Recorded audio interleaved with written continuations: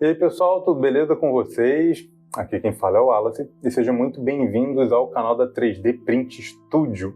Essa daqui é a nossa segunda aula do nosso curso de impressão 3D totalmente gratuito. Nessa aula a gente vai aprender um pouco mais sobre as funções de fatiamento do Prusa Slicer, que é o nosso programa principal para gerar os arquivos para a nossa impressora 3D. Então, antes da gente começar aqui, eu quero pedir a ajuda de vocês, deixando um like nesse vídeo e ativando o sininho de notificações, mandando também esse vídeo e essa ideia desse curso de impressão 3D, que é totalmente de graça aqui dentro do YouTube, para o seu amigo que está começando ou para aquele seu amigo também que já trabalha com impressão 3D, já consegue tirar umas peças bem legais. Vai ter muita dica aqui que vai servir tanto para o iniciante quanto para o avançado. Tá bom? Segue a gente também nas redes sociais. O nosso Instagram é o @3dprintstudiobr. O link vai estar na descrição do vídeo aqui. A gente também tem a nossa comunidade no Discord, onde você pode interagir melhor com a galera com chamada de áudio, chamada de vídeo. A galera se ajuda porque tem como mostrar a tela do computador. Então a gente tem como ajudar você melhor dentro do seu fatiador, ajustando as configurações. O link também está na descrição do vídeo aqui, beleza? Então, conto com vocês aí. Então, bora lá pro computador, que hoje a aula é muito bacana. Vamos lá. Então, pessoal, essa daqui é a tela principal do nosso fatiador. E é aqui que a gente encontra tudo que a gente precisa para a gente poder transformar essa peça aqui, que é um arquivo em 3D, é um STL, né, em uma peça 3D na nossa impressora aqui. Como que a gente faz isso? Eu vou explicar os conceitos básicos para você conseguir fatiar a peça e conseguir imprimir ela com uma qualidade razoável. As configurações padrões que a gente fez na aula anterior, elas vão te dar um norte do que você tem que fazer para ir melhorando a sua peça aqui. Você vai fazer o download desse arquivo, ele está aí na descrição do vídeo, e ele vai vir exatamente assim, quando você baixar. Eu costumo fazer mais assim, eu clico, seguro com o mouse e arrasto ele para a janela do fatiador e solto. Se você não conseguir fazer assim, não tem problema. Você vai vir aqui em arquivo, importar STL. Você vai navegar até a pasta onde você fez o download do arquivo e ele vai estar lá. Vai clicar em abrir, ele vai ser jogado dentro da sua mesa de impressão. Essa mesa a gente configurou na aula passada. Então aqui, o que a gente pode fazer de início? A gente pode escolher aonde na mesa a gente quer imprimir esse arquivo. Tá? Você vai segurar o mouse aqui e vai arrastar ele para um lado para o outro. Mas eu quero aumentar o tamanho desse cubo de calibração. Como é que eu faço, Alice? Primeiro você vai clicar no arquivo que você quer alterar o tamanho, vai clicar no cadeado, o cadeado vai ficar aberto, e aqui embaixo você vai poder alterar o tamanho. Você pode ver que quando você clica no eixo específico, no tamanho, né, na medida dele aqui, ele ainda te mostra umas setinhas na tela para te ajudar a entender melhor. Você vai clicar aqui e vai alterar o valor. Pronto, aumentei o tamanho do eixo X. Mas eu quero aumentar o Y. Tá aqui, ó. Mas eu quero aumentar a altura. É o eixo Z. Essa peça ela vai se modificando de acordo com o que a gente vai colocando ali. Eu quero aumentar ela inteira, proporcionalmente. Você vai fechar o cadeado e vai alterar qualquer valor aqui. Ele automaticamente vai aumentar a proporção da nossa peça. Tendo isso em mente, né, o que a gente vai fazer? Mas como que eu faço para transformar isso aqui num arquivo ali na impressora? A gente vai vir aqui, ó, configuração de impressão. Grande parte do que a gente vai fazer está aqui dentro. E aqui é onde a gente vai escolher tudo que vai acontecer. Na primeira opção aqui, ó, opção de perímetro. Perímetro, pessoal, é como se fosse as nossas paredes. A parede da sua casa, tá? Ela vem com um tijolo, né, de largura. Um tijolinho para fazer a parede. Mas eu posso fazer com 2 tijolos, um do lado do outro? Pode. É aqui que a gente vai poder mexer, ó, paredes verticais. Isso daqui determina a quantidade de linhas, de voltas, de tijolo da sua parede da casa, que vai ter lá na sua peça. Vamos testar aqui, ó, perímetro, botei 1. Se eu clicar aqui para fatiar, ele fatiou a peça, esse verde aqui é suporte, tá? Deixa eu desativar ele aqui, para não atrapalhar o entendimento. Fatiei a peça ficou diferente. Ela ficou parecida com o que vai acontecer na nossa impressora. Essa setinha do lado aqui, ó, essa setinha laranja, e essa aqui de baixo, ela mostra o percurso da nossa peça. Se eu vier abaixando aqui, ela vai descendo as camadas de impressão que foram feitas na peça. Como vocês podem ver, ó, só tem uma única linha laranjinha aqui contornando a peça inteira. Mas isso deixa ela bem frágil, tá? Bem frágil. Então o que a gente faz? Vamos aumentar? Pronto. 2 paredes, 2 tijolos. Então agora a gente tem 2 voltas na peça. Isso melhora a resistência mecânica da peça. Posso aumentar? Pode. Dependendo da peça, é muito indicado que você aumente a quantidade de paredes. Quando tem alguma encomenda para mim, algum cliente pede uma peça de decoração, 2 paredes, 3 paredes é o suficiente. Porque é uma peça de decoração, ninguém vai ficar pegando ela não vai ser manuseada. Então, ela é mais tranquila. Se é uma peça um pouco mais mecânica, um brinquedo, alguma coisa que precisa de resistência, a gente aumenta aqui. 5 paredes. Pronto. Isso aqui vira praticamente um tanque de guerra. Vai ser difícil quebrar isso daqui. Claro que não é feito para você testar a força. É uma impressão 3D isso daqui. Não é uma peça de metal. Mais paredes, mais resistência. Claro que existem outros fatores também que a gente vai abordar mais para frente. Mas vamos lá. Vamos deixar aqui apenas com 2 paredes. Altura de camada. O que é essa altura de camada? Lembra do tijolo? A gente bota um tijolo em cima do outro. Um tijolo em cima do outro. Cada tijolo ele tem uma altura. Aqui é a mesma coisa. É a altura daquela linha que vai em volta da peça. Aqui, ó, a gente consegue ver a impressora fazendo essa linha, nessa setinha de baixo.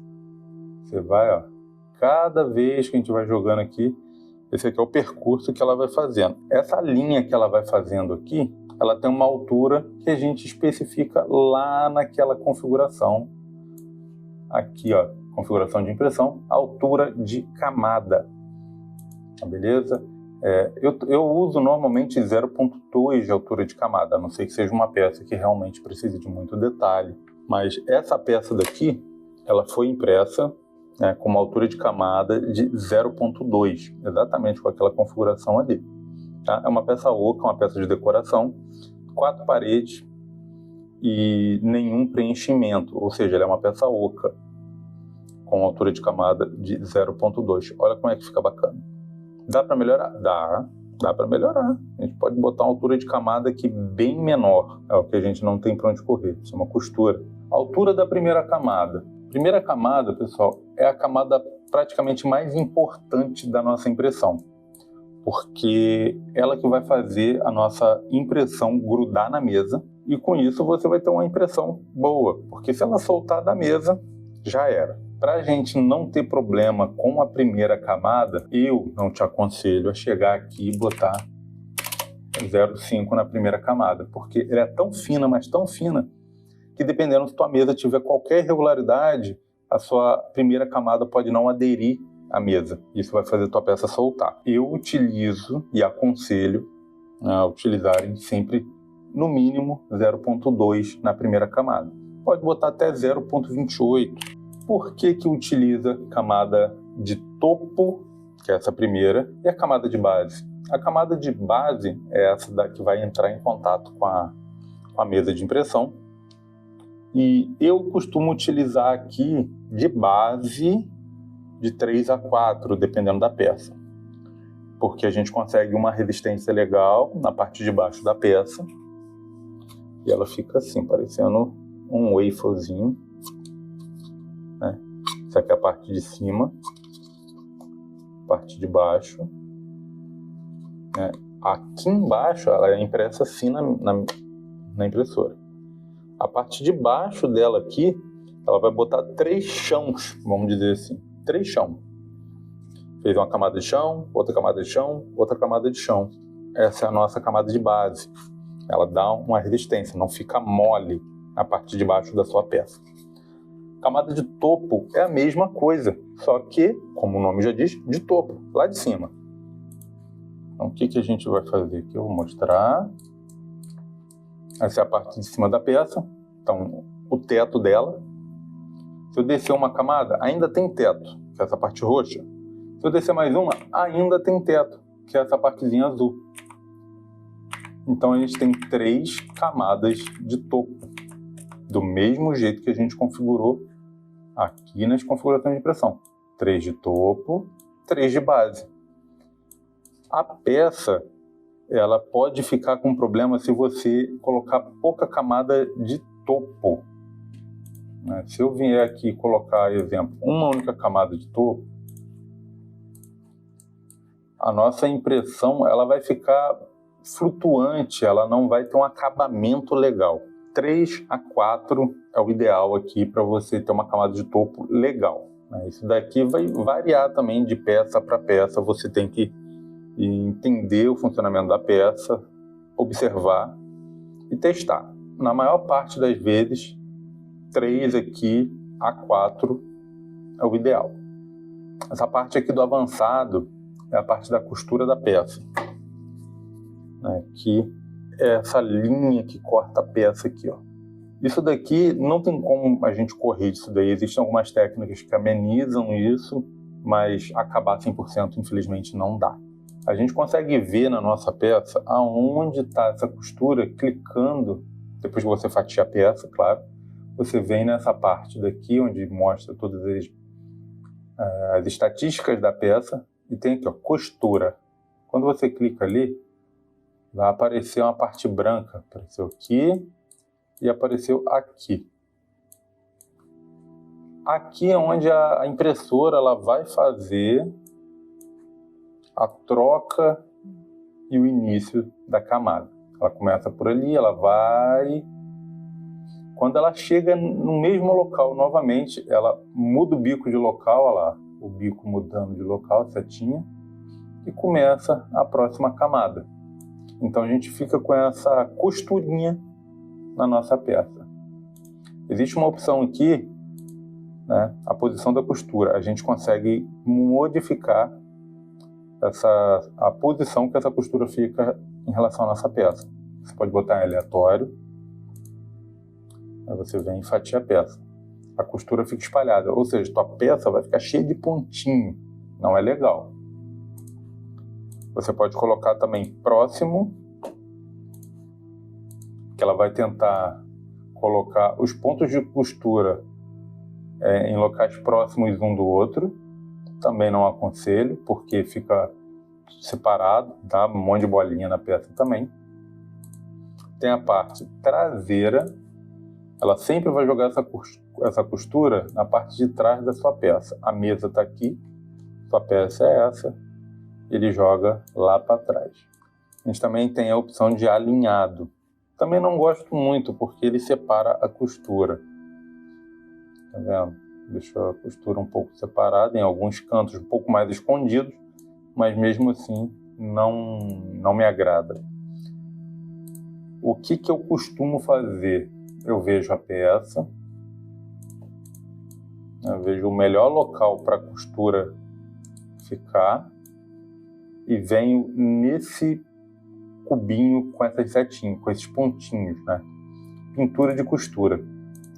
Porque ele te dá um pincel, Beleza. Você diminui aqui o tamanho do pincel, de acordo com a peça, e você que vai escolher onde essa costura vai ficar. Eu quero que a costura fique exatamente aqui, ó.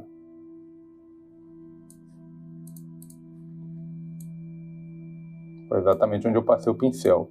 Claro que eu tinha que ajustar os ângulos, mas deu para entender.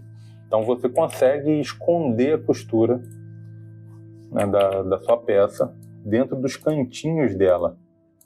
Se eu ver aqui, ó, e quanto mais com cuidado, zoom, Diminuir o tamanho do pincel ajuda, porque vai ficar mais perfeito. Tá vendo? Então você acha um cantinho escondido da peça e joga a costura para lá. Isso vai melhorar a qualidade dela, não vai ficar com aquela linha tão aparente. Pele difusa.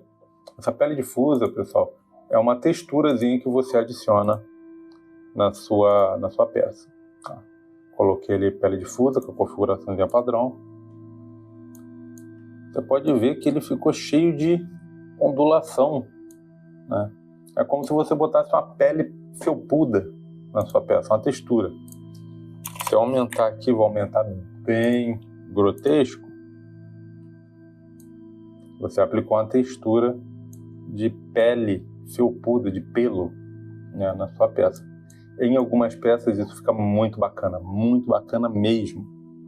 E você ajustando a configuração aqui, você consegue tirar um padrão bem legal aí dessa pele difusa. Pessoal, essa daqui, né, foi a nossa segunda aula. Ela corresponde à camadas de perímetros aqui dentro do Prusa Slicer. Vai vir uma sequência de aula que vai especificar cada aba dessa da lateral aqui do fatiador. Então você vai poder assistir essa aula e automaticamente iniciar as outras aulas das outras abas ali, que eu vou lançar tudo junto. Tá? Então se você está assistindo essa aula agora, é certo que já tem a aula 3, a aula 4 e várias outras aulas para você assistir, que elas vão todas ir seguindo juntas, para você não ficar parado, né? E terminar logo tudo que você tem para entender aqui, para a gente imprimir ali. Essa parte aqui é uma parte muito importante, então você tem que prestar atenção, tem que entender como isso tudo funciona e testar. O mais importante é testar. Então, galera, não se esqueça, deixa o like, ativa o sininho aí, ajuda o canal, porque a gente está tentando umas parcerias aí para trazer coisas bacanas para vocês. E lembrando, tudo de graça, tudo de graça. Eu não vou cobrar nada de vocês aí. Então, manda esse vídeo aí pro seu amigo que está começando, manda esse vídeo aí pro seu amigo que já imprime. Entra lá no Instagram e segue a gente, que é o @3dprintstudiobr. Tem a nossa comunidade no Discord, o link está aqui na descrição também. Participa, ajuda, vem fazer parte dessa comunidade de impressão 3D, tá bom? Então, até a próxima aula, que já é agora. Vai para a próxima aula agora. Não dá mole, não perde essa oportunidade. Beleza? Então, valeu!